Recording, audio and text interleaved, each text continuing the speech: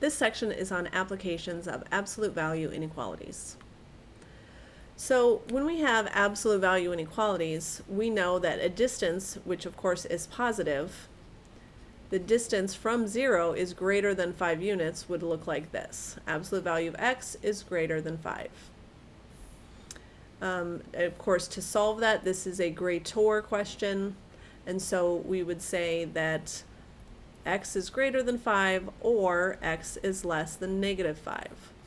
On a number line, it would make sense that x is greater than 5 looks like this, and x is less than negative 5 looks like this, because anything outside of that would be greater than 5 from 0. For the second, all real numbers whose distance from negative 7 is less than 3 units. So if I had the distance is less than 3 units from negative 7, that would look like this. This is a less than. That would give me negative 3 is less than negative 7 minus x is less than 3. I would add 7 everywhere, which would give me positive 4 is less than negative x is less than 10. And then divide everything by negative 1, which would give me negative 4 is greater than x is greater than negative 10. Now this is now in the wrong order, so I need to flip it around so that negative 10 is less than x is less than negative 4. Now let's look on a graph. Negative 7 here, negative 4, negative 10. All real numbers whose distance from negative 7 is less than 3. That would make sense. So notice I found the difference between negative 7 and x, and that difference had to be less than 3. So that's what it would look like. Next, we have an absolute value inequality already set up for us, and they tell us that the IQ test that satisfies that inequality is considered to be normal. So what's the normal range for this IQ test? So to find the normal range, we of course would just solve for x. This is a less than equation, so I would say negative 2 is less than or equal to x minus 100 divided by 5 is less than or equal to 2 because it was an and. I'll multiply everything by 5, and that got rid of the fraction in the center. Add 100 in all 3 places, and a normal range for this IQ test would be any scores between 90 and 110. Next, we have a piece of metal molded in a machine shop. Thickness is measured at 12 millimeters, and it's accurate to plus or minus 0.05 millimeters, so 5/100ths of a millimeter.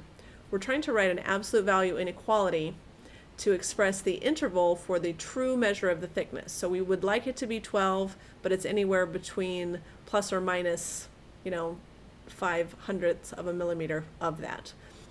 My inequality would look like t minus 12, so the difference between the actual thickness and 12 is going to be less than or equal to 0.05. So the absolute value of the difference is between positive 5 and negative 5, so the absolute value takes away the need for that negative. To solve this, again, this is a less than, so I'm going to say negative 0.05 is less than t minus 12 is less than or equal to 0.05. By adding 12, I get 11.95 is less than or equal to t is less than or equal to 12.05. So those would be the measures, and those are all in millimeters. So our measure is between 11.95 millimeters and 12.05 millimeters. Here's one like that for you to try on your own. So here, Latoya measured a compound on a scale in chemistry lab. She measured 8 grams of the compound, but the scale is only accurate to plus or minus 0.1. So the true mass of X, if I take away the 8 that I'm expecting, that I should have a difference of less than or equal to 0.1 of a gram. So again, this is a less than equation. I'm going to write negative 0.1 is less than or equal to x minus 8 is less than or equal to positive 0.1. Adding 8 to each side, I get 7.9 is less than or equal to x is less than or equal to 8.1. So that would be the true mass would be between 7.9 grams and 8.1 grams.